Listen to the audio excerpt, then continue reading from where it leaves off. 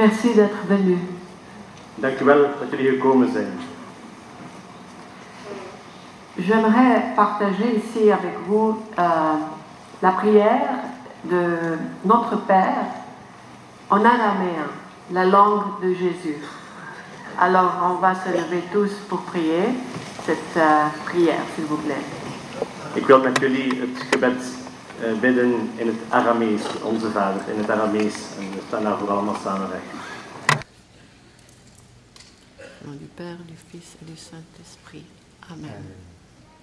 Abun bashmayo, net kadash shmoch, tite malkutoch, nehwe sebionoch, aikanot bashmayo hof baroa. Hablan lahmot sunkwonen yaumono, wasbuglan haubain wachtohain, aikanot dofnan shbachen lahubain. Hulo terlan les yuno, elu fason min bishu, metul dilochi malkuto, uhailu uteshbuhto lo'lan olmin. Amen.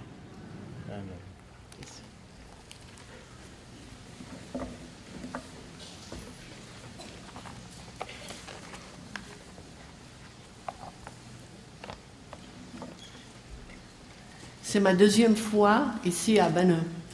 Je suis très contente d'être avec vous. Het is de tweede maal dat ik hier in Banneux ben. Ik ben heel blij om met jullie te zijn. Alors je trouve ça comme une invitation de notre mère. Het is een uitnodiging van onze moeder. Vous savez que du 18 au 25 janvier, c'était la semaine de l'unité, où se rassemblent toutes les églises pour dialoguer et se rapprocher. Jullie weten dat de week van 18 tot 25 januari de week van de eenheid was, waarin alle kerken zich verzamelen om in dialoog te gaan en toenadering te zoeken. Chaque année, j'espère toujours que nous verrons un pas en avant, mais visible, et que leur dialogue se mette en action. Elk jaar hoop ik dat we een stap vooruit zullen zien, zichtbaar, en dat een gesprek zal leiden tot actie. Parce que dialoguer, c'est bien, toujours, mais on veut entendre quelque chose, comme on appelle en anglais les minutes. Ce qui s'est passé, est-ce qu'il y a un pas en avant ou non?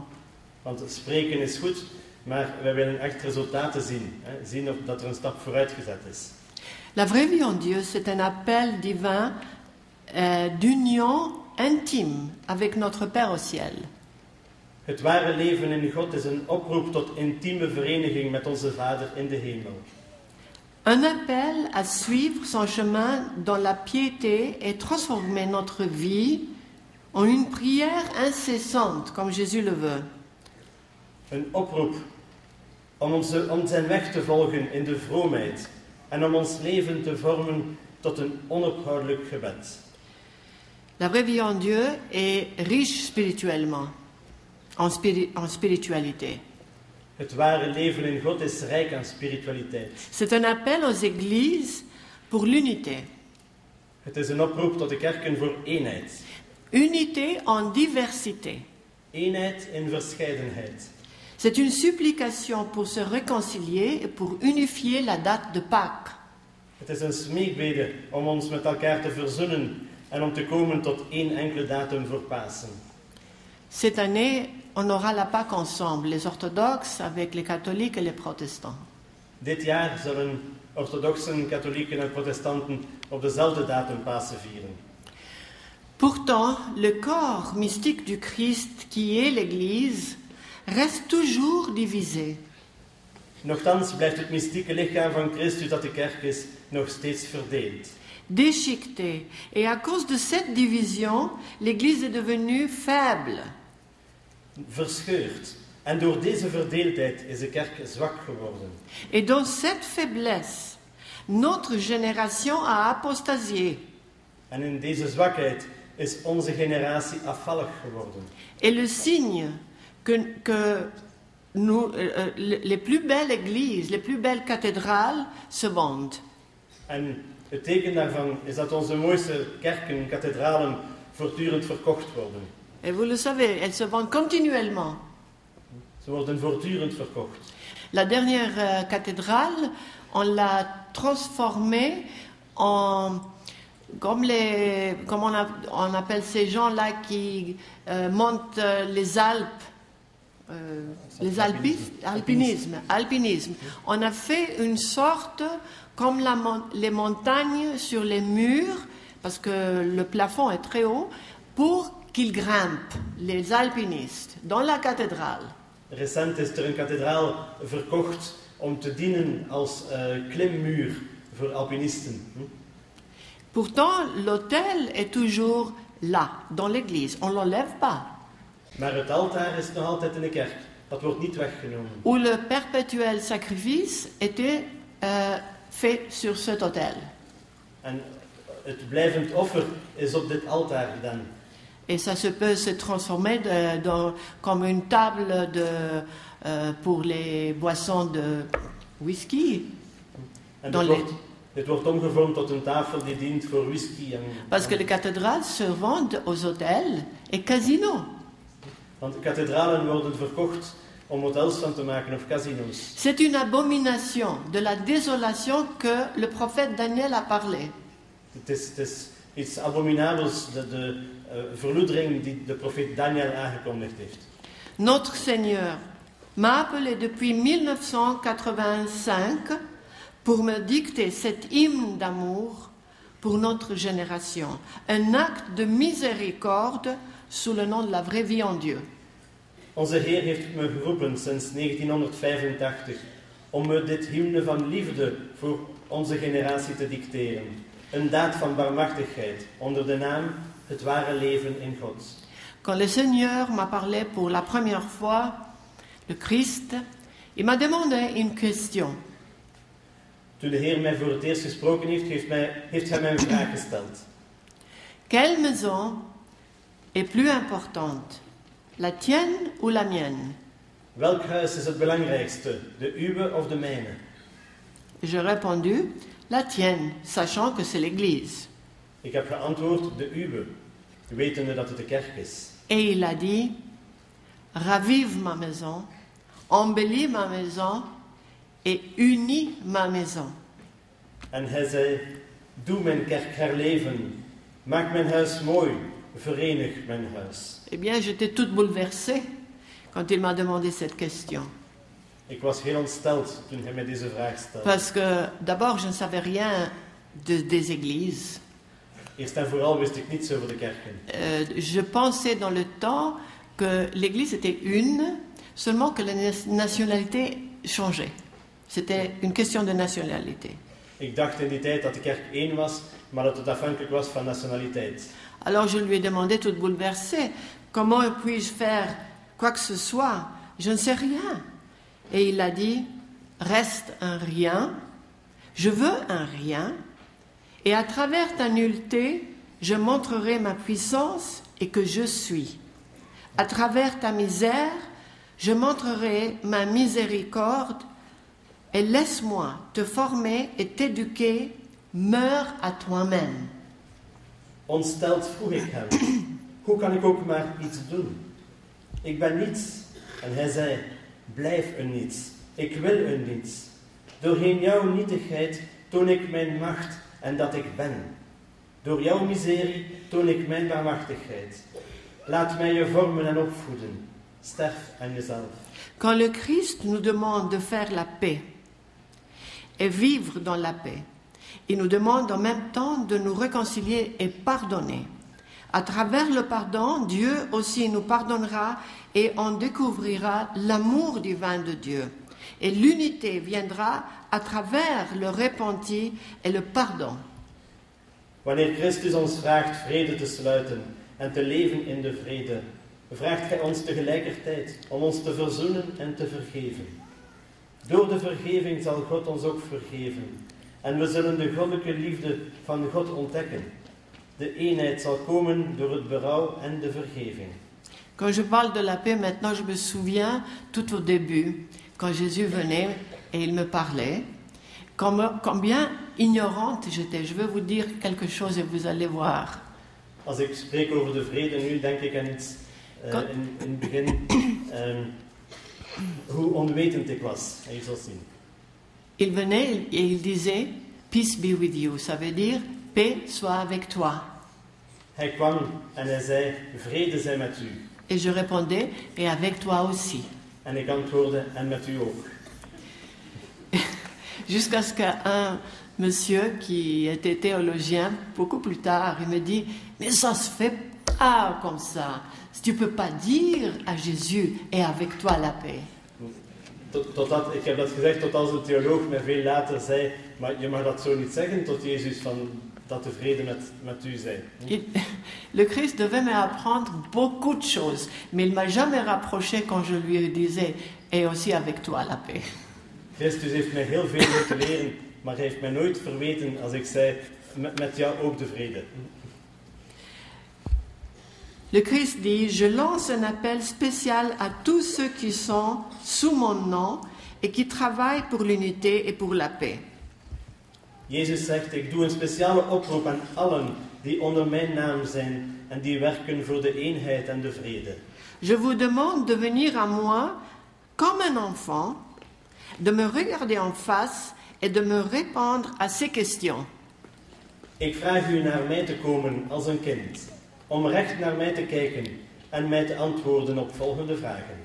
Frères, avez-vous fait tout ce que vous pouvez faire pour préserver l'unité de mon corps? Pourquoi vous différenciez-vous continuellement en moi?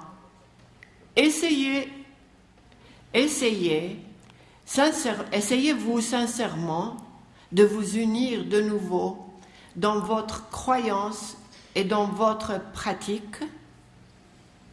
Broeders, hebben jullie alles gedaan wat in jullie mogelijkheden lag om de eenheid van mijn lichaam te bewaren? Waarom onderscheiden jullie je onophoudelijk in mij? Proberen jullie oprecht om weer één te worden in jullie geloof en in jullie praktijk? S'ils abaissent leur voix, alors ils commenceront à entendre la mienne, et ainsi ils feront ma volonté. Je suis la tête de mon corps, toutefois. Tout ce que je vois, ce sont leurs têtes, non la mienne.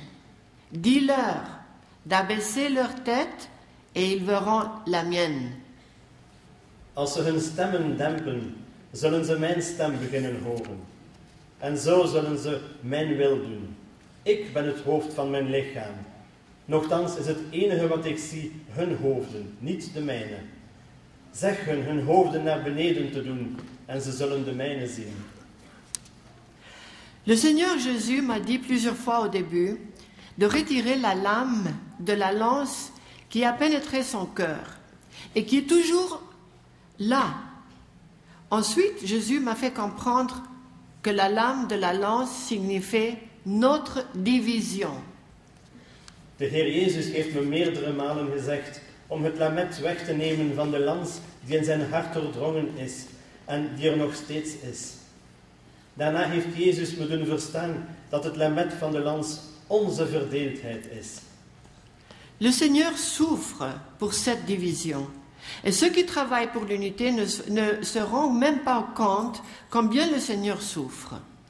Car je crois que s'ils savaient et ils voyaient sa souffrance, dans une vision peut-être, ils n'hésiteront pas à accomplir cette unité en diversité. De Heer lijdt zoveel en zij die werken voor de eenheid beseffen niet hoeveel de Heer lijdt. Want als ze zouden weten hoe erg het is, zouden ze niet twijfelen om de eenheid te bekomen. Je dis toujours, si l'unité ne vient pas si vite, c'est parce que l'amour manque, comme le Christ dit. On n'aime pas Jésus comme il faut l'aimer. Si on l'aimait comme il fallait, l'unité sera déjà là.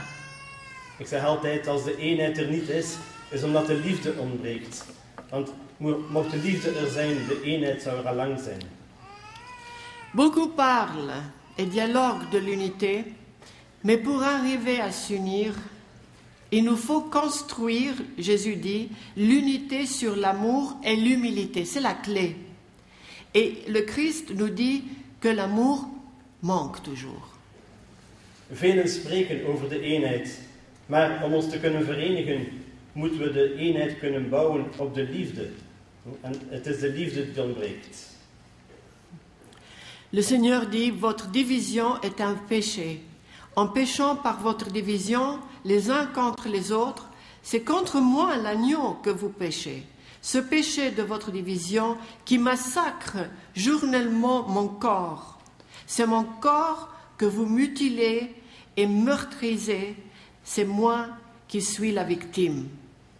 Plus, il laisse passer le temps pour unifier les dates de Pâques.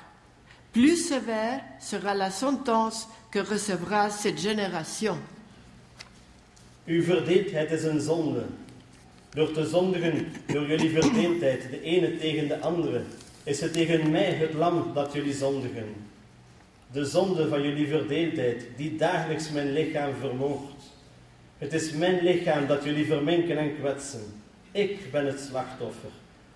Hoe meer ze de tijd laten voorbijgaan om de data van Pasen te verenigen, hoe zwaarder het oordeel zal zijn voor dit volk. Le Seigneur ne mâche pas ses mots. Il dit ceci. De Heer verzwakt zijn woorden niet, hij zegt het volgende. Ce n'est pas l'éloquence de la parole, ni les longs discours qui le mèneront à l'unité. Het is niet de welsprekendheid van het woord, noch de lange redevoeringen die zullen leiden tot de eenheid. Ce n'est pas leur échange de louanges les uns envers les autres qui mèneront mon Église à être une. Het is niet hun uitwisseling van lofbetuigingen, de ene aan de andere, die mijn kerk zullen leiden om één te zijn. Toutes ces choses me lassent. Al die zaken vermoeien mij. La dévastation et la ruine ont pénétré dans mon sanctuaire. Alors, quelles louanges peuvent-ils échanger les uns avec les autres? Où est leur honneur? De verwoesting en het verval zijn in mijn heiligdom binnengedrongen.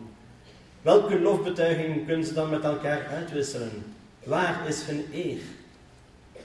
C'est dans votre conversion que votre cœur m'entendra et mènera mon Église à être une, unifiant mon corps. Het is in jullie bekering dat jullie hart mij zal horen en mijn kerk tot eenheid zal leiden. Mijn lichaam eenmakend. Le Seigneur ne viole jamais notre liberté. Il est tellement délicat. Je vais vous expliquer parfois comment il parle. De Heer doet onze vrijheid nooit geweld aan. Hij is zo fijngevoelig. Ik zal u uitleggen hoe hij spreekt. Je suis une mère de famille et j'ai la responsabilité de la maison aussi. Ik ben een huismoeder en ik heb ook de verantwoordelijkheid over het huis. Et le Seigneur le sait. En de Heer weet het.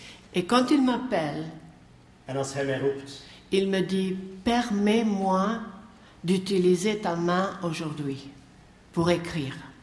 Als hij mij roept, zegt hij, laat mij toe om uw hand vandaag te gebruiken om te schrijven. Permets-moi d'utiliser ton temps. Laat mij toe uw tijd te gebruiken. C'est comme s'il prend la permission. Het is alsof hij de toelating vraagt. Alors il est tellement délicat et il respecte notre liberté Hij is zo fijngevoelig en hij respecteert onze vrijheid. et notre volonté aussi. En onze wil ook. Il dit ceci, Hij zegt het volgende. je ne viens pas de force sur vous avec mon Saint-Esprit violer votre liberté. Pas plus que je viens vous condamner. Je viens à vous par miséricorde.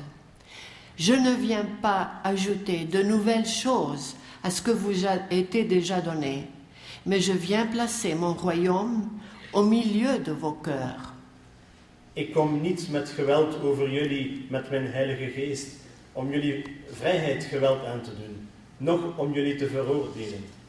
Ik kom tot jullie uit barmhartigheid. Ik kom niet om nieuwe dingen toe te voegen aan wat jullie al gegeven is, maar ik kom om mijn koninkrijk in het midden van jullie harten te planten. Vous savez, la première leçon que Jésus me donnait au début, De eerste lessen die Jezus mij in het begin gaf, c'était de mourir à soi-même, was om te sterven aan mezelf, s'effacer complètement, mij volledig weg te vegen, mourir à notre volonté. sterven aan onze wil. Et il a dit ces mots-ci, mais il les dit à tout le monde. Hij heeft het aan mij gezegd, maar hij zegt het aan iedereen. Si tu me permets à mon Saint-Esprit, il peut te transfigurer. Als je het toelaat aan mijn Heilige Geest, kan hij je gedaante veranderen. Et d'un désert à un jardin, Van een woestijn tot een tuin. où je peux me reposer dans ce jardin. Waar ik kan rusten in die tuin. Permets à mon Saint-Esprit de te transformer en un palais. Laat mijn Heilige Geest dus toe u te veranderen in een paleis. Où je puisse être roi et régner sur toi. Waar ik koning kan zijn en heersen over u. Permets à mon Saint-Esprit de transfigurer ton âme en un paradis, un Éden, et pour que je suis dans cet Éden glorifié.